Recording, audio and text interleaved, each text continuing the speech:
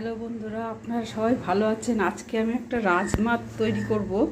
রাজমাটা সেদ্ধ করে রেখেছি, আর এই দেখুন ভালো করে গলে গেছে। আর তার সঙ্গে এইটা মুসুর ডাল আর মুগ ডাল মেশাবো। তার জন্যে রাজমাটা 100% সেদ্ধ করেছি, আর মুগ ডাল মুসুর ডাল এমনভাবে সেদ্ধ করব যেন দানা দানা থাকে, অথচ টিপলে গলে যায়। দেখুন হলুদ হলুদ করে মুগ ডাল আর মুসুর ডাল একসঙ্গে।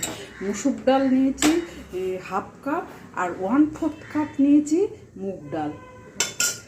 ডালগুলো সব সেদ্ধ হয়ে গেছে। এবার একটা ভাজা মশলা করছি। ধনে, জিরে, এই ডালচিনি, লবঙ্গ, এলাচ, তারপরে স্টার অ্যানিস আছে, তারপরে জয়িত্রী পাউডার আছে, এই যে তেজপাতা, জয়িত্রী, গোলমরিচ, এসব ড্রাই ফ্রাই করব। আদাও দিলাম সামান্য, আর এই সর্ষে আর জিরেটা দিলাম একটু পরে। রাজমা তৈরি হয়ে নুন আর চাট মশলাটা দিয়ে দিলাম।